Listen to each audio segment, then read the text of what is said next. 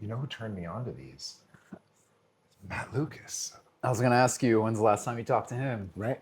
Yeah, I can't start this conversation without bringing up Brother Matt. I will not even introduce my guest. I'm going to say shout out Matt Lucas. First, yeah. The last time I was here, it was to see him. He gave me a session. I don't think I saw you, but yeah, it was amazing. Yeah, he sometimes will use this space, but he'll often set up a table in the apartment. Yeah, We'll that's do what it it in was. there. Okay, dude. So please, I like that little joke that I made. I'm roarable. So Ralston or Halston, which do you prefer? Ralston is fine. Oh yeah, whatever's Ralston's easier fine. for you. Yeah, I like to hear Halston. If somebody's from Brazil, I might emphasize that. It's like easier for them. That's kind of what they expect. So I'm used to both, but I grew up hearing Ralston since I grew up in America. Got it. Okay. Because, I got a Ralph Half Yeah, Half. Gracie Yeah, he is V. the Half. Yeah. And for the longest time, I was like, oh, Ralph Gracie, Ralph Gracie. Yeah. And then my buddy's like, yeah, I teach at Half. I'm like, no, I read that it doesn't say that. And Yeah. so I only recently learned that the R and the H. Yeah. Yes. If it's at the beginning of the word, or if there's two R's in the middle of the word, it's an H. Yeah. Right on. Well, I'm so happy to have you here. And there's a lot that we can talk about, but I specifically want to talk about these wonderful products. Now, it's okay. It's a hot day. It's okay. They'll be fine for the little Yeah. bit. Yeah. They'll be fine for a little. Okay, can you tell us what you brought for me? Yeah. So I brought in the sea moss. So it's very good for the joints. And my old roommate was she got a knee replacement, and she didn't like the pure sea moss because it's got kind of a fishy ocean taste. Yeah. So she's got a culinary background. She started making recipes with it, and people really liked it. So it's been selling really well. We Okay. got a mango sea moss flavor, and I put fresh fruit in all of them. What'd you call me? A fresh fruit. It's my favorite food, so don't knock it. And a pineapple one. That's the latest flavor. Dude, I love pineapple so much. It's the only, I tell my son, it's the only food that eats you back. Yeah, right. Yeah. Yeah. Okay, and then so do you just have these on hand? Do you have them in a bag? Do you like deliver them? Do you ship them? Do people come get them out of a brick and mortar? Like, what's the deal with these? Well, since I just opened my academy, they're available in brick and mortar. Yeah, thank you. We're gonna talk about that too. Yeah, so that's in San Francisco. I'm making free deliveries in San Francisco. You're an exception, or if like I'm visiting somebody across the bay, a lot of times I'm driving across the bay, so I'm happy to deliver. I haven't really started shipping them yet, but I've had a couple requests. So I'll be packaging up with dry ice and getting them out to friends that way too. Oh, so you're legit gonna ship the sea moss too? Because I've seen like the little frozen things, but those don't last very long. So dry ice, you think will make it? Yeah, I think that's the most legit way to ship it. Yeah, you don't want to mess around with the perishability of it. Yeah. Oh, okay. So how long does sea moss last then? This is a great question. It's interesting. They always say it lasts for 2 to 3 weeks. And that's refrigerated? Yeah, refrigerated, freezer, 3 months. I feel like the top layer always goes bad first. I don't know if you ever noticed this with like avocado in the fridge; it always goes brown at the top. But when you scrape off the top layer, it's pretty fresh underneath. So Unless as you long put the as seed in. yeah, right, the seed Bro, helps. I'm cutting you off. Yeah. I usually make fun of people that bring me tea. This is pretty good tea. Yeah, you noticed? Yeah, I can smell. Wow. Dude, smell yourself. Smell the lid. Yeah. So good. Yeah. Yeah. So you're getting into tea ceremony now. I'll take a quick tangent. Red tea, I'm probably going to brew this at about 180, 190. Okay. I don't want to go too hot at first. Yeah. Because it's going to pull all the flavors out at once, and then I'm going to get bitter astringent notes. Yeah. So go at about 180, 190. Great. And you'll also want to warm the vessel up first. So tea ceremony is likened to hosting a guest. And so in the same way I kind of tidied up before you came, I want to clean my vessel before I introduce the tea. Okay. Right. And in the same way that, oh, okay, now you're going to be here for a while. You're going to stay a while. Maybe I'll run you a bath, right? Give you a place to settle. And Nice. so that's what I've just done. I rinsed it. I ran it a bath and Right. giving it time to settle. Yes. But the science of it, what's happening is I'm rinsing the leaves. I'm introducing moisture. I'm giving them time to bloom and unfurl. And then that way, now when I go at it, I'm brewing from the inside out Yes. as opposed to brewing from the outside in. Nice. That makes sense. Yes. And so that's kind of the parallel to hosting and hospitality and tea service. Yes. Yeah. I love it. So I love this. So you got mango sea moss. I'm only just recently able to eat mango again. Oh, really? I grew up allergic to mango. My whole face would break out. I'm allergic to the sap, I found out. Okay. And I think when I lived in Hawaii, I had a mango tree. Yeah. And maybe that just exposure. Yeah, And then it's too one much. day I was like, Get all nothing fuzzy. happened. And then so now no. I just I good. love mango now. So Awesome. Awesome. Yeah. mango. And then what's the dosage on this? It's about, I would say, 2 tablespoons, and you can do that once or twice a day. Yeah. Okay. Yeah. A lot of people like to do it in the morning. It can almost be like a meal replacement because it's so nourishing. You know, Whoa. the Irish survived the famine with the help of Irish sea moss. Whoa, yeah. serious? Yeah. So it's good for, Wow. Many of you may not know this because I'm the China giant and the mental oriental and the amazing Asian, but there's a fraction of my blood yeah. that's Irish. Okay, Yeah, okay. my ancestors, shout out my Druid ancestors. Yes. They're yeah. going to get it. Okay. Some of the Gracie clan came from Scotland, and there's a lot of crossover from Ireland. And, Yeah. yeah. Okay. I'll eat this with some cabbage and potato too. Yes. All right. So 2 tablespoons a day. If I were to do meal replacement, could I go harder? Could I do like half of this or something like that? Not to start off with, I would start off with maybe like 4 tablespoons max. As you start to get more acclimated, more used to it, you can probably start to do more. But otherwise, you'll be getting cleansed out. It's a detoxer. Nice Yeah. language. So it's a purgative, right? It's gonna- Yes. Yeah. Okay. Yeah. Okay. Yeah. Got it. So it that's kind of opens that. up eliminative pathways, I believe, because it carries mucus out of the body. You got great language for that stuff. Thanks. Makes you shit. That's how I would say. Gives you colitis. Yeah. And then, so these are the mosses, and then these are ginger shots. Yeah, these are ginger shots. There's some fresh. Has the moss in here peach too? Juice. No, no moss in here. Yeah, so It's frozen. Yeah, fresh squeezed ginger with fresh squeezed peach and some honey. Yeah. It's peach season right now too. Yes, Wow, you're yeah. fancy. Mhm. And I bet Organic. the peach is a really nice cut for the ginger too. Yeah, yeah. When I juice the ginger by itself is so strong. So I don't know if you do a lot of ginger shots, but it was too strong. So we watered it down with some honey water, but it's still super strong. I just want it to be palatable. Yeah, so just a little bit of peach nectar Yep. with the fruit. Yeah, Okay. And then do you do the ginger skin as well? I do. Yeah, I like to implement it when I can.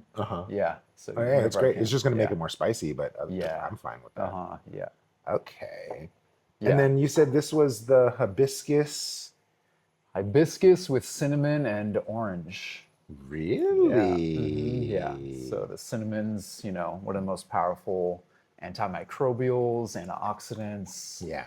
And, Cinnamon in Chinese medicine is specifically used for moving blood in the upper, what's called the jiao or the upper basin. So neck, chest, shoulders.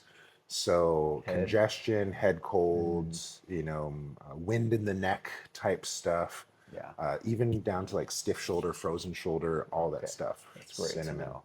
Works as a good topical too. Oh, nice. It's warming. Okay. Almost like a capsicum. Oh, nice. Yeah. It's a blood flow. Yeah. My wife and I love Jamaica. Yes. Yeah. It's one of my favorites.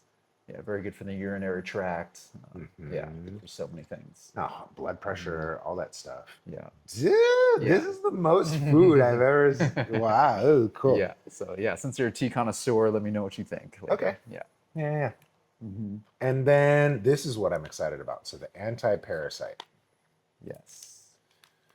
I think, okay, I went to Thailand in 2013. I had just started eating meat again, Right. and I remember distinctly I had street food, green papaya salad, and barbecue chicken. I still tear it up to this day. I will still tear it Sounds up to this so day. good. Thailand, I love it.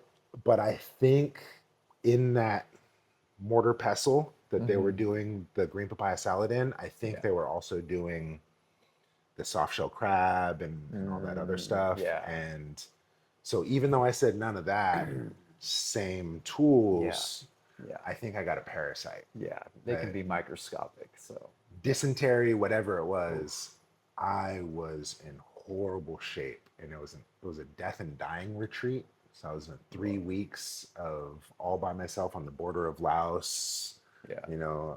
foraging for whatever I was eating and drinking. Just like, I'm Wow. gonna die, I'm gonna die, I'm gonna die. Like literally, like it's the meditation. That's the work. I'm Yeah. gonna die, and then like, ah, my stomach's cramping, Yeah.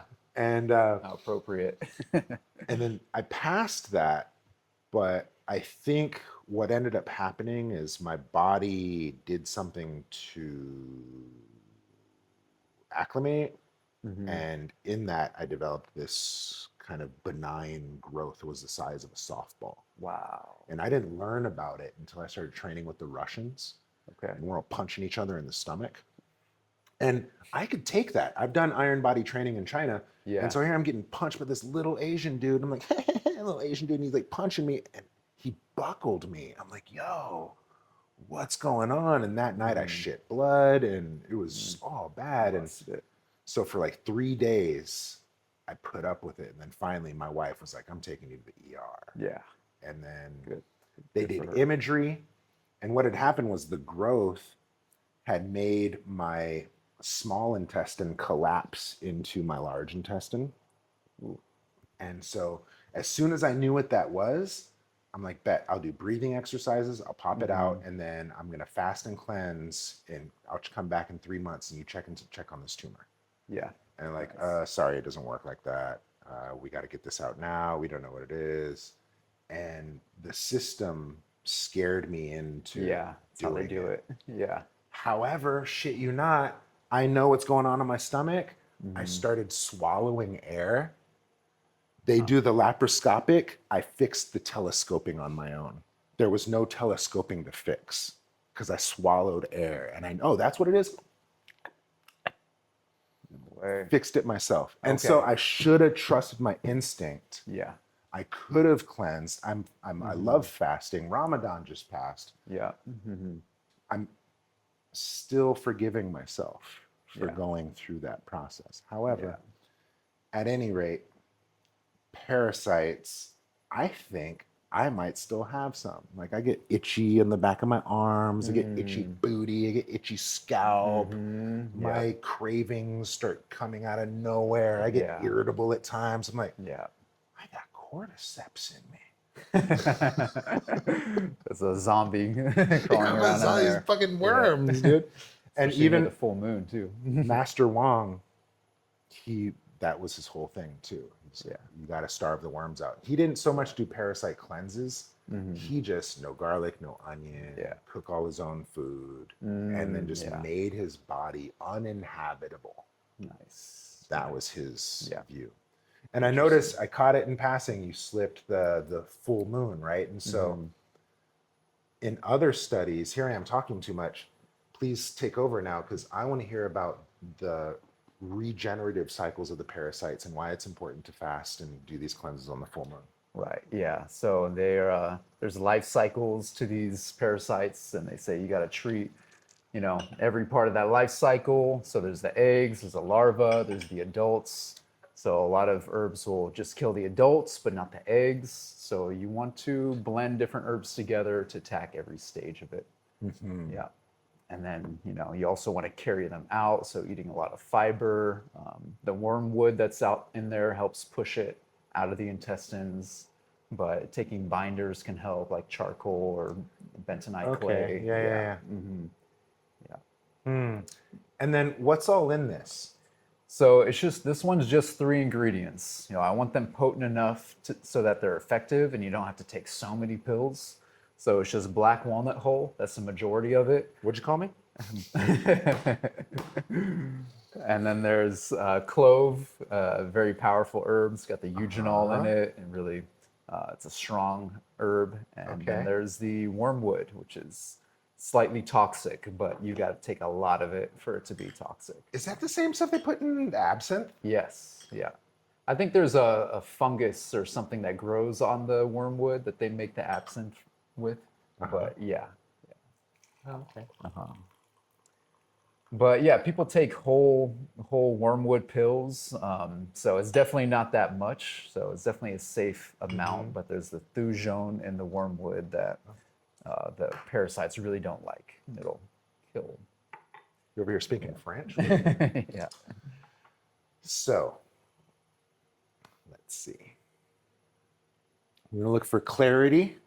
We're gonna look for color. So you have this really nice color. Clarity, sometimes it'll be cloudy.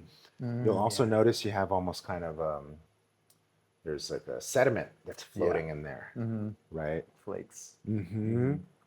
That could either be sometimes the hair on the younger leaves. Yeah. It could be Interesting. that. It could also be pollen from Okay. younger leaves. It could be a number of things. Yeah. But good tea is going to have really nice clarity like that. Yeah. And Nice. really good color too. Cool.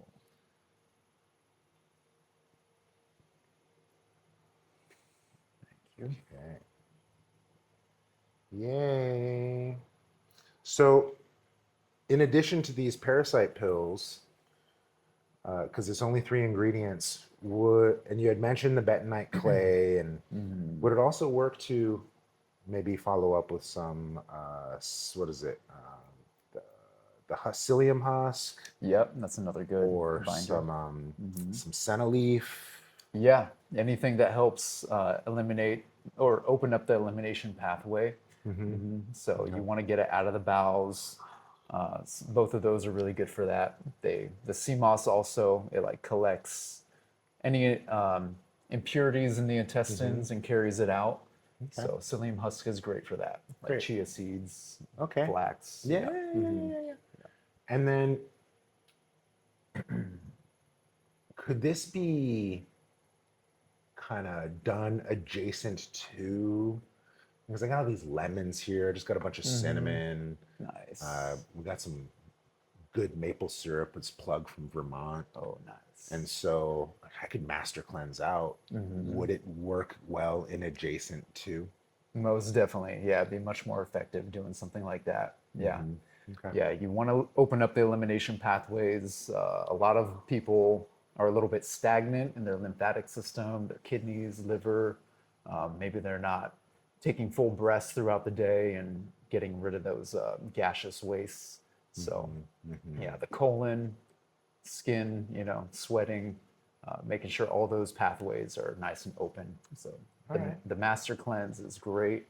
The lemon is one of the most astringent fruits out there. It's like one of the most cleansing foods you can take. So people that do a lemon fast, that's one of the most detoxing things you can do. Wow. Yeah. Well, we have an entire citrus grove here. Our Valencias are going off. Our navels are going off. We have the Eurekas, and we have the Myers. Nice. And so, by all means, yeah, hook up you. some Thank citrus you. before you go. I love that. Yeah, growing your own food's the best way you can go, without a doubt. So, okay, so I think I've exhausted my questions here. Cool. There's other stuff in terms of like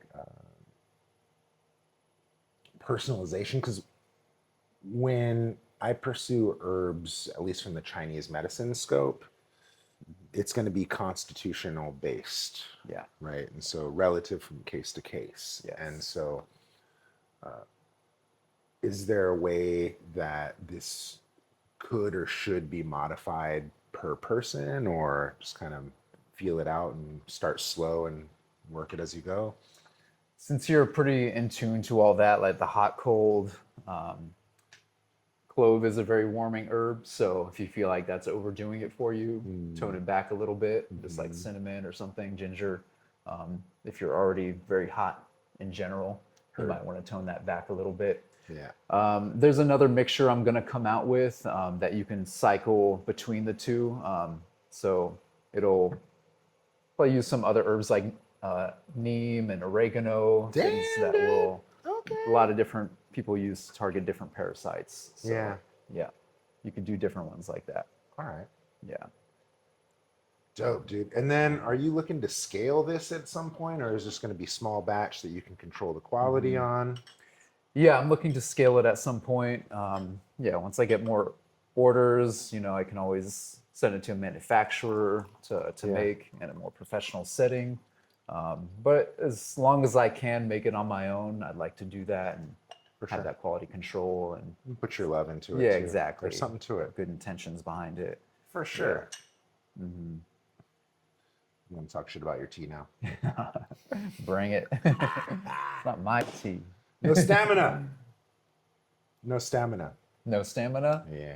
Okay. So Good to know. We'll see what it looks like after steep 5, but this Yeah. is steep 2 and it's already tired. Yeah. Okay.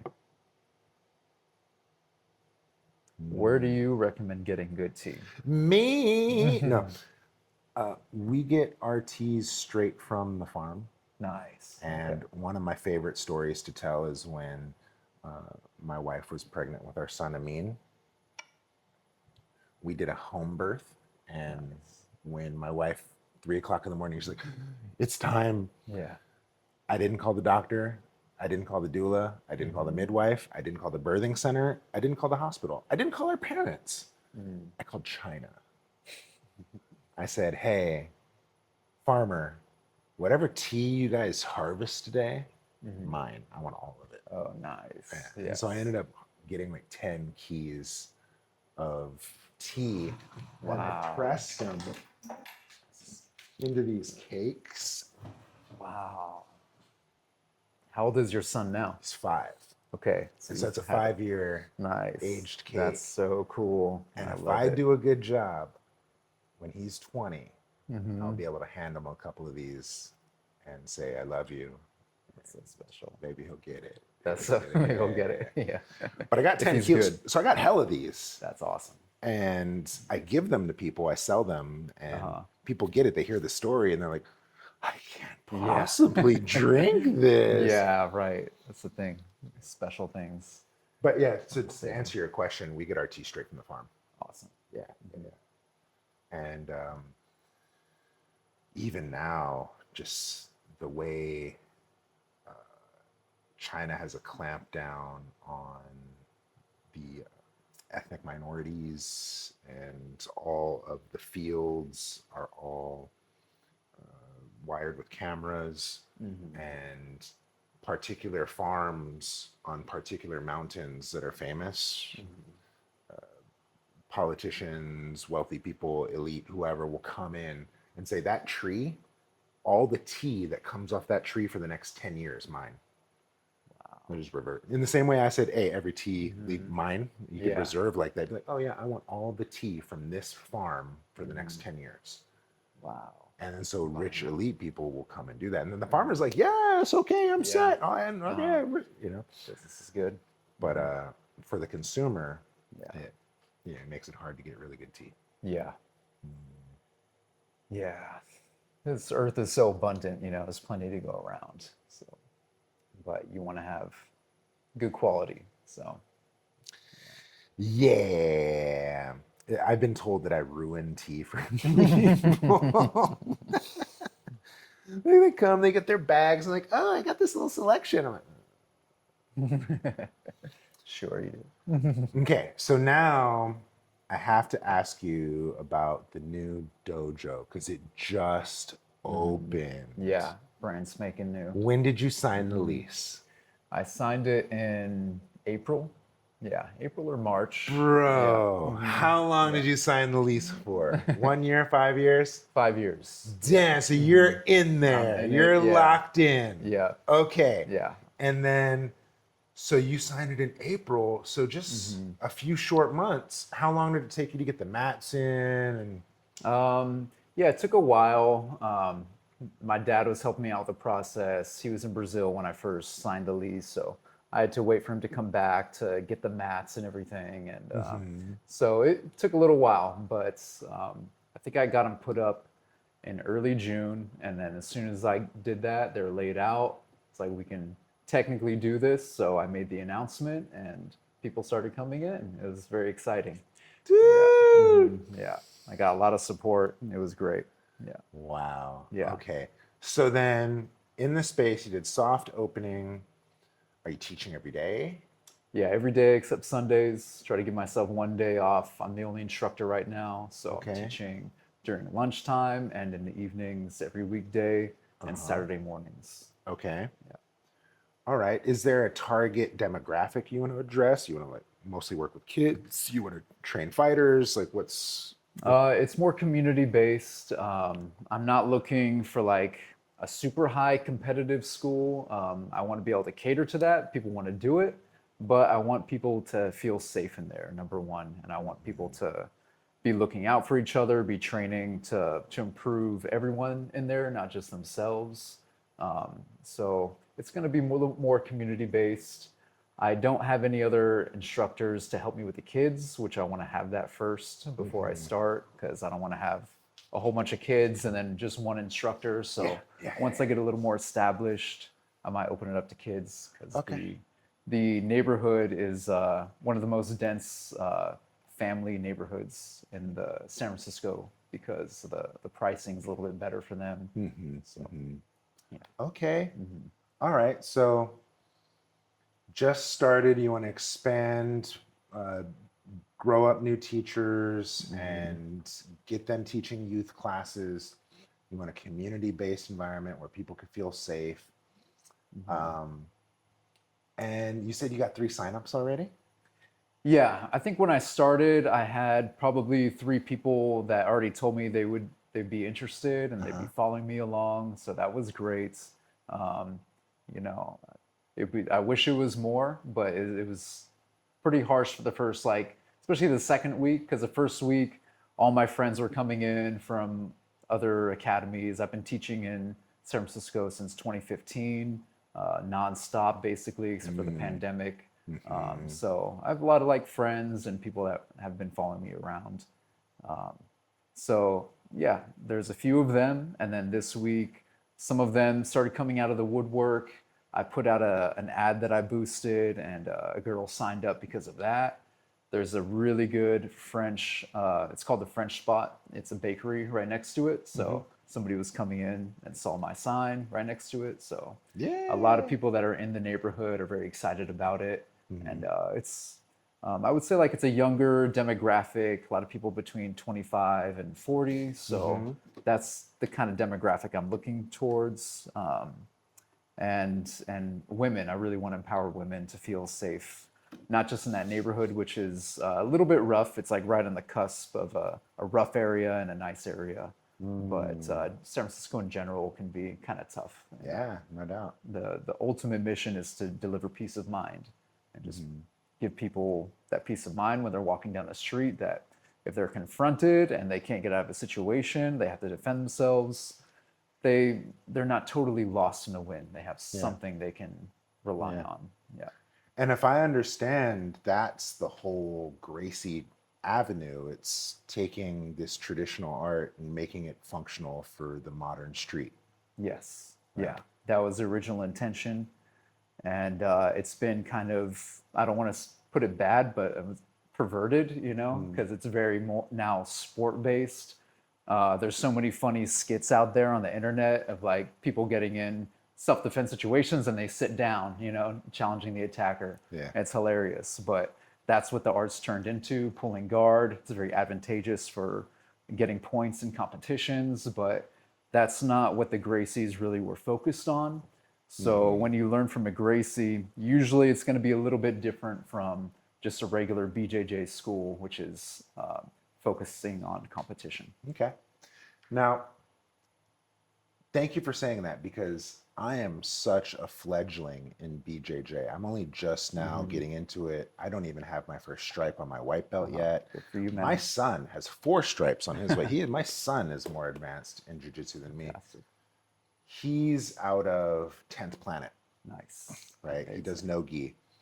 I'm practicing gi with Adisa, I love Adisa. Yeah. right? Shout out Yeah. coach, the bishop.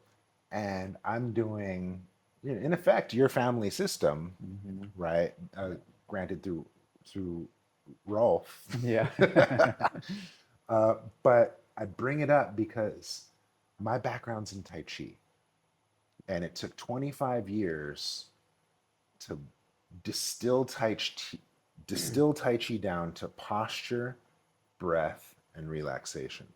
Nice. Yes. And then I learned from Adisa, and he's showing me this system that he called BJJ 101, which is in effect an infinity drill. Tight. And he's showing it in terms of, posture, position, relaxation. I'm like, I'm learning Tai Chi, Yes. but in a different dimension of play. Tai Chi doesn't go to the floor. Yes. Its principles work vertically. Yeah. BJJ does go to the floor, and its principles work universally. Yeah. Yeah. And so I really love that I'm learning Tai Chi on the floor. Shout out Adisa, you're a master teacher. Yes. He is. And so when you said a style versus the value or the principle, I got it. Yeah. Right. Yeah. Okay. Yeah. And so are you doing gi, no gi, both? I'm starting off with gi. I might start introducing some no-gi classes in July, so just around the corner here. But I want people to start with the gi first, just because it's harder to learn with the gi if you haven't worn it before. You've been doing it for a long time, no gi. Once you put on the gi, it's like you can't move at all because you don't know how to react to somebody grabbing your clothes, and it can be hard to progress if you haven't started from the gi. Yeah. It's better to do it, no matter what way you can. But Fair enough. Yeah. I see that in the sense of learn print before you learn cursive, learn your basics before you learn freestyle. Right. And it's almost like you would think that, no gi is the modernization trying to make it more practical, functional. But if I'm in winter wearing a jacket, Yeah. that's a gi. Yeah. They can choke the shit out Yeah. of you with that. Yeah. And I want to know how to use someone's clothes against them. Yeah. And I want to know how to make sure my clothes don't get used against me. And so Exactly. gi is absolutely functional and practical. Yes. Dare I say more so? Yeah. Especially in the Bay Area here where it gets pretty cold and people wear jackets or hoodies most of the time. You can take someone's hoodie and wrap it around their neck. Paper cutter. Yeah. Yeah. So there's a lot of innovative ways to use even just a t-shirt and turn it into a choking mechanism. Dope. Okay. Yeah. And so with your training, were you trained gi first and then progressed to no gi, or? Yeah, I would say I mostly did gi growing up. I did more no gi maybe once I moved to San Diego, started doing it more there. There's a lot of wrestling that I was introduced to. I did do some wrestling in middle school and high school, so there was some exposure to that too. But Okay. it's so interchangeable. Like it's not that different to me. Like anything that I show in a gi class, I feel like I could show in a no gi class as well. Okay. Yeah. Adisa Slight does the same. modification. Yeah. You brought up wrestling, and I see a lot of beef between BJJ communities and wrestling communities, and it's never clear who has the upper hand.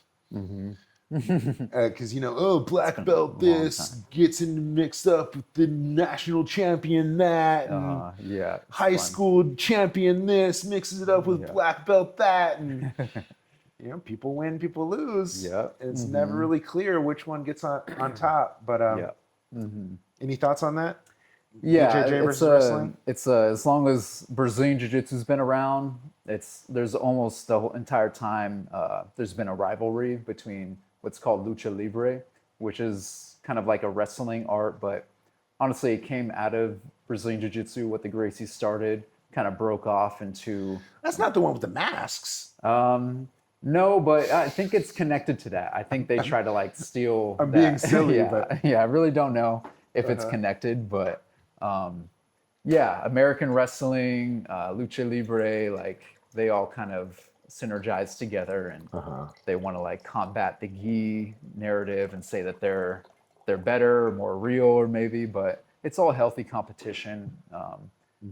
I recently learned from one of the original guys in lucha libre who fought my cousin Hickson on the beach in Brazil, like in the 70s or something. They settled the dispute. And, was that like that 3-hour fight or something? I heard no, about that was with my uncle Elio, or my great uncle Elio. Oh, Yeah. okay. But yeah, there's just been a long battle between the no gi and the gi. It's really all very similar.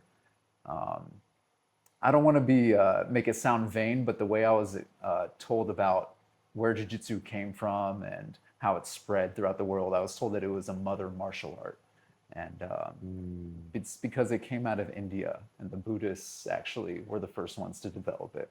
Interesting. A lot of people think it came from Japan, the samurai. They really helped refine it, but before it got to them, it spread throughout Asia, China, and then it got to the samurai in Japan. But yeah, the Wow. Buddhists didn't believe in carrying weapons, but they were getting attacked when they travel at night, and they were getting like brutally murdered. And they started studying. You know, they're very knowledgeable on physics, and they knew that anytime somebody fell on the floor, when they got up, they'd probably get on their knees, expose their back, and they figured out chokes, you know, joint locks, and they made a very sophisticated system out of it. Wow. I had never heard it related to India before. Yeah. I've heard a lot of Japanese systems attributed to China, and then from Shaolin, you get the Bodhidharma connection, and so we get that. But wow, okay. Yeah. So it could be like, I was talking to my uncle, my second cousin, technically, Ralston, in Brazil, and he was talking about how this started like 10,000 years ago, potentially. And yeah, the Buddhists were the ones that originated it. Wow. Okay. Because before I was doing jujitsu with Adisa, I did Daitu Ryu with Dan Harden, shout out coach.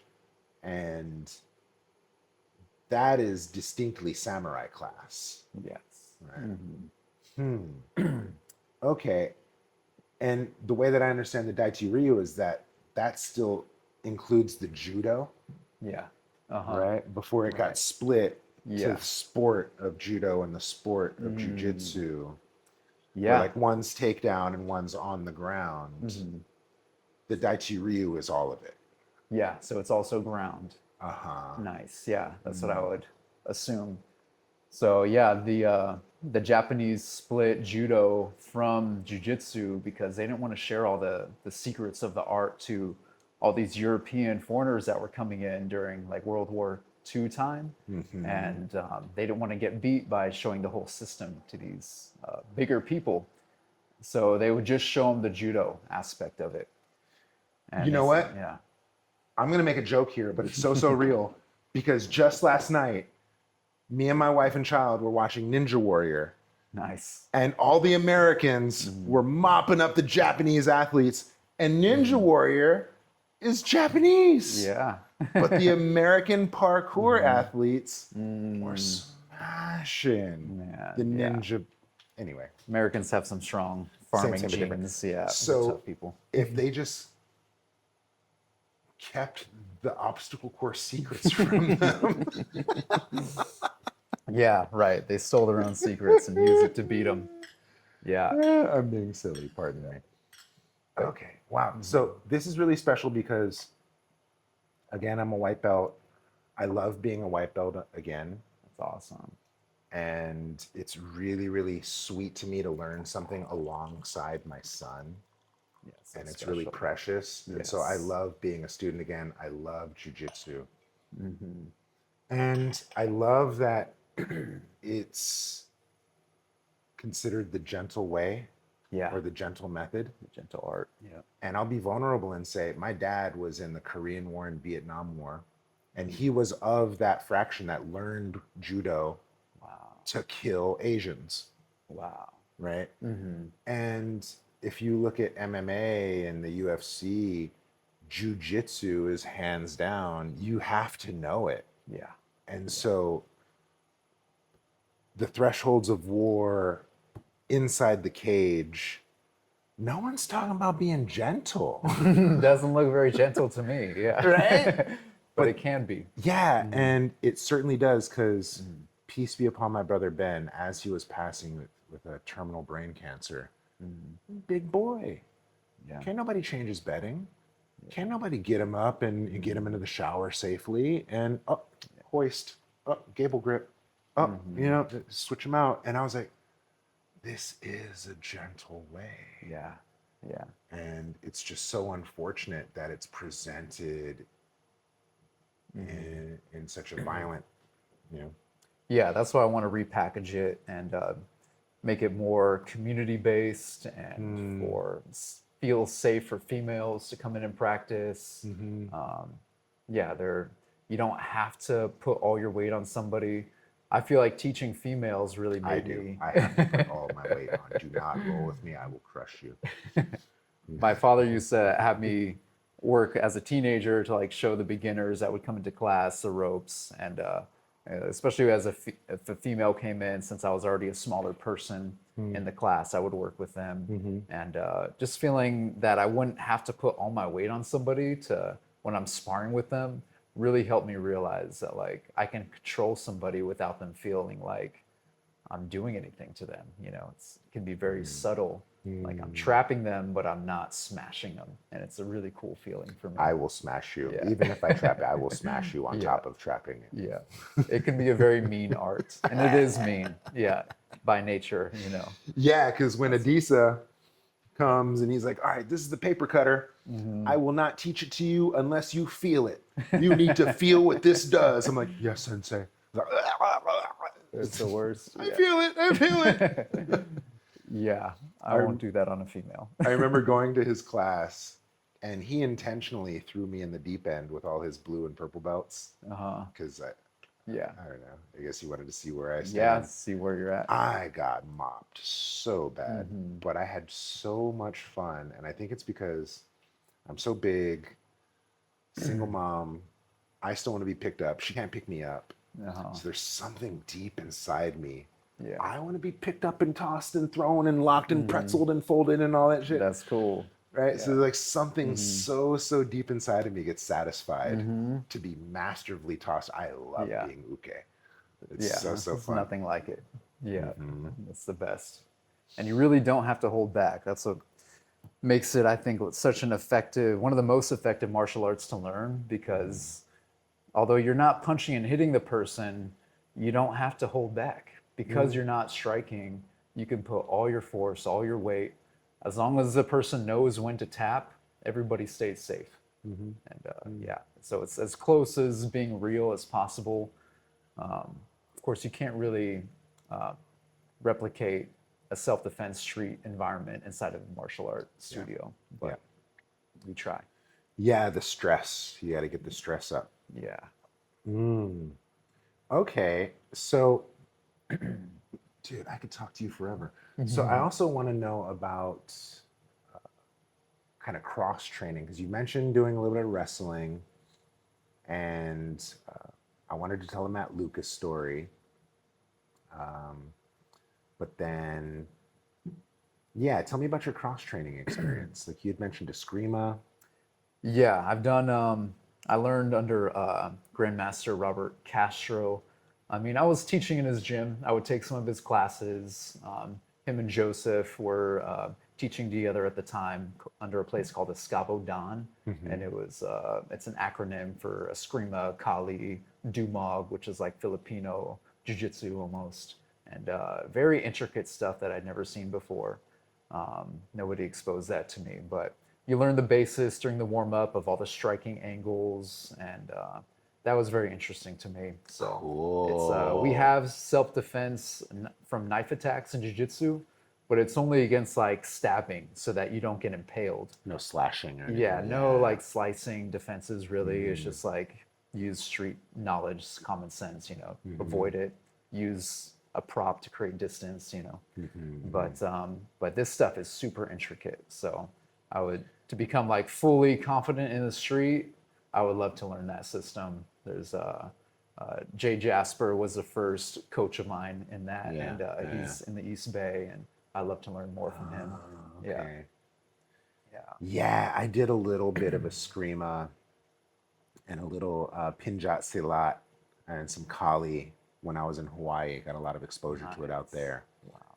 And really, really fun stuff. It's fast, it's nasty, it's brutal. So lethal. Okay. Yeah. So there was that. There's I've been exposed to some Aikido under Sensei Maeda out of El Cerrito, and he taught me a lot of just principles, concepts of Aikido. And I do believe Aikido is one of those martial arts that directly came out of Jiu-Jitsu. It's very similar in a lot of ways. Jiu-Jitsu is not trying to go strength against strength. It's trying to work around the strength. And I'm able to use a lot of those concepts and notice, how I'm going with the person's energy and not against it. I get that. Yeah. Yeah, I could absolutely see Aikido translating to Jiu-Jitsu, especially we were talking about like the Aiki quality of the body through posture. Yeah. On your base. Yeah, in Tai Chi, we call it 6 directions. Yeah. And so I'm present to an up down, I'm present to a front back, I'm present to a side side. And so there's like a fullness to me. Right. Right. And I get that in Aikido. Nice. For sure. Like that. Yes. And that absolutely translates in Jiu-Jitsu. However, when I train Jiu-Jitsu, like, yes, we access that fullness, but there's also that complete slack.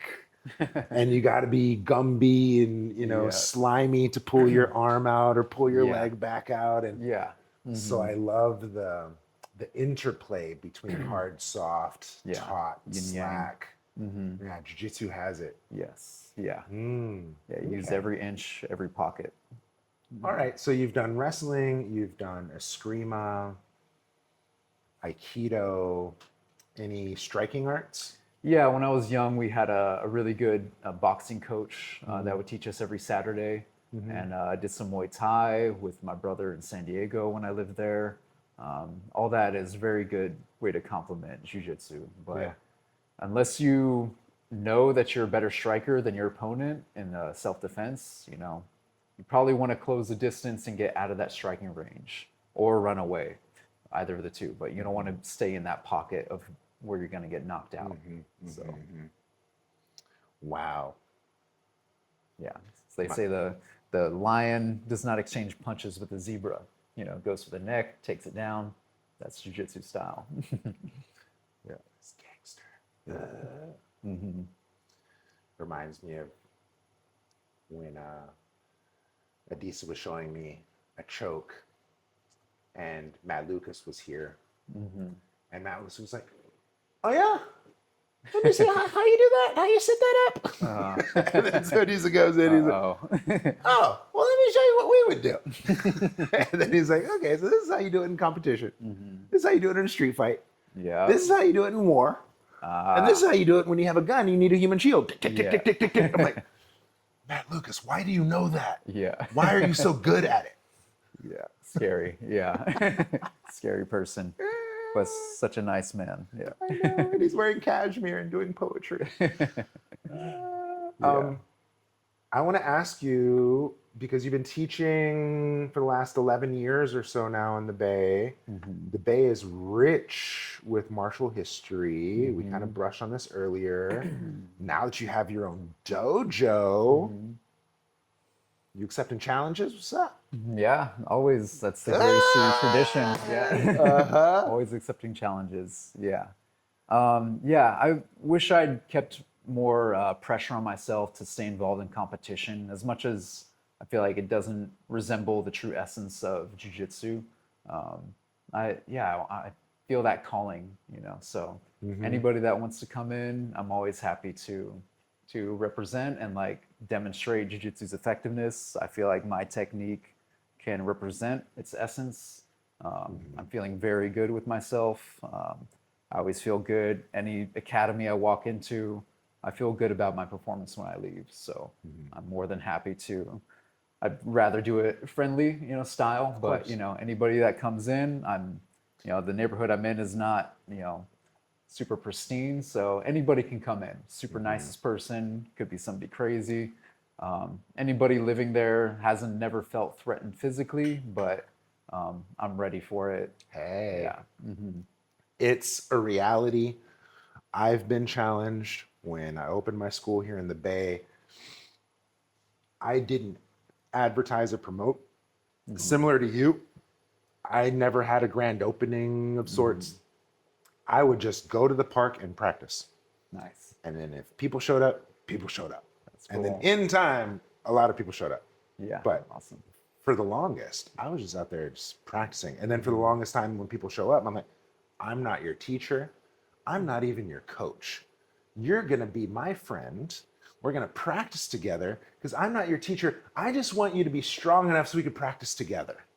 Yeah. You just want a training partner? Yeah, I just need a training partner. Yeah. Right. And then so for years, I did that. And then I had no idea. Students would come from other schools, and I was very open. And I had no idea I was poaching students Oh, from yeah. schools. Yeah. You can't control that. Can't control that. And then they start coming, then their friends start coming, and then they don't go to their school because they come to me. And then, Yeah. Yeah. so you're taking my students, huh? I was like, no. It just happened. Yeah. Yeah. Yeah. One dude, similar, you're a Gracie lineage holder. That's a big name. It is. I'm a Wudang lineage holder. That's a big name. A motherfucker from Beijing flew out to challenge me once. Yeah, he's like, oh, you're representing my culture? You're out here in America? You're not even all the way Chinese? Yeah. Let me see your school. Let me see what you got. Yeah. Challenge me. Flew out to China to challenge me. Or Wow. from China to challenge me. Yeah. Have you been challenged? I have not. I can't say I've been challenged like openly, you know. Of course, every time I go into a dojo, somebody challenges me to train. Gracie, huh? Let me see what you got. I'm yeah, sure. whether they know me or not, you know, I usually don't, you know, say who I am until like somebody introduces me or, you know, comes up naturally. But yeah, I look very unassuming, you know, and most people are bigger than me. They feel like they're going to get a handle on me, other black belts, and it doesn't always work in their favor. I have to say. So it's fun. It's fun, especially when they're bigger than you. Oh, right on. That's why I love jiu-jitsu. Yeah. Well, does that exhaust the questions I had for you? Yeah. We talked about your cross training. We talked about BJJ. We talked about parasites. We talked about CMOS dojo. Here's one thing I want to ask about you. There's a local dojo for judo here, and Sensei Dave was telling me about how it was like training under Grandmaster Wally J, peace be upon him, the small circle jiu-jitsu stuff. Yes. And he said they would kick each other's ass through the week, Monday through Friday, but Saturday, Sunday, they would do the exact same material soft. Oh, nice. And then so the exact same shit that they used to hurt each other with, they would do it therapeutically. Nice. And like a healing way or just a Yes. soft martial art way? No, same technique, but now massage. Wow. Same striking point, massage. Yes. Same leverage, massage. I love it. Exact same Yeah. technique, So cool. different mindset. Yeah. And so literally the gentle way, right? Yeah. And so you learn how to hurt someone with it through the week, and Yes. then you fix yourself up with it through the weekend. And Yes. so I'm curious to know, do you have any type of kind of restorative classes, any type of therapeutic type work in addition to the jiu-jitsu? Because shout out Eddie Bravo, integrating like yoga and Yes. all the pranayama in your lineage, Yeah. right? And so Do any of that stuff happening at your I would dojo? love to start introducing more of that. My idea is to have yoga, whether it's taught by myself or somebody that has more of a background in it. But yeah, I practice yoga a lot. I do Qigong. it. Qigong. Yeah, I've done qigong too. I'd love to introduce all of that to the students. I include yoga in the warm-ups and the stretching. People were like, "Oh, I didn't know I was going to do a yoga class too." So I just, I love to keep people limber and supple because a lot of people train, and the higher in the belt they get, the tighter they get, and the Yeah. hips especially. So Yeah. I try to keep that all loose. Yeah, I would love to do more breath work and meditation, especially after the night classes. A lot of people have trouble winding down and getting to bed early. So I would love a way to drop their nervous system down to relax. Okay. Yeah, and yeah, and the weekends I would love to offer hiking eventually. I'm trying to keep Sundays open for, any kind of restorative things like that. Yeah. Take groups out and do any kind of holistic therapy. Mm-hmm. Everything about me is holistic. So, like you said, how they use the same pathway to attack, they also use that same energy to heal. Yeah. I think that martial arts all has a root in the healing arts as well. For sure. We see that in the Asian origins for sure. But my grandfather was really, especially his last half of his life, he really spearheaded that, healing the family and himself. And I feel like out of anyone in my family, I think I represent what my grandfather was doing in the healing arts more than anyone else. Yeah. Shout out, Grandpa. Yeah. So he really laid down the foundation. My father passed that down to me, and I'm like almost fruitarian. I'm into the herbs, into any of the healing practices. So I think that's just as important. You got to take care of this vessel that we use martial arts for, and most of the time I think it's neglected by the martial artists. So I want to bring that back into the system. Dope. Well, that's a great kind of segue to the last question is, here you are, lineage holder of a prominent name, world renowned. People that don't know anything about anything martial will recognize the name. Yeah. And so what do you see for the future of your family's lineage? Yeah, since there's such a great divide towards the origins of the Gracie Jiu-Jitsu and what it's evolved to now, I'm very excited to offer what's usually lacking in most gyms of Jiu-Jitsu throughout the world. And the sport Jiu-Jitsu has really evolved it, but it's gone in a totally different direction from where we started and kind of lost the original purpose. So I'm definitely going to uphold the origins and keep that tradition strong. I'm going to keep teaching knife defenses, even though some students don't consider that jiu-jitsu. And they're audacious enough to tell me that, I'm like, yeah. So, I just want to keep true to what jiu-jitsu is and where it started from. I think it's a rare niche that I can offer people. And I just want to keep that alive. I think it's eventually the sport system is going to wear out itself and people are going to be looking for more. And I think it's missing something that the traditional origins of jiu-jitsu offered that have been lost, which most of my family, I believe, is keeping alive, but particularly I'm going to spearhead that. My brother's a very big competitor, but I'm going to go more towards the self-defense and community aspect, which I think everyone's about community in jiu-jitsu, at least that I know. It's very friendly these days, and it really unites us together. Even though many people know it now, usually when you meet somebody else that does jiu-jitsu, it's kind of exciting. There's a kind of a camaraderie. Right. So I think it's really special, and I just want to keep spreading that. Dope. Yeah. And guys, it is possible to excel at jiu-jitsu and have perfect ears. Like, look at this man's ears. They're beautiful. Yeah, that's perfect. Yeah. Trying to keep it that way, but it's okay if not. Yeah. Any last words? No, yeah, I'm here in the Bay Area, and if you guys need sea moss, you need herbs, health consultations. Need your ass beat? Yeah, I'm here for all of it. So yeah, yeah, come build with me. I'll be here for you. Looking to start and grow this family, and thanks for accepting me. Of course, man. Being Of part of it. course. Yeah, Yeah. yeah. Anytime. Let's build more. Yeah, can't wait.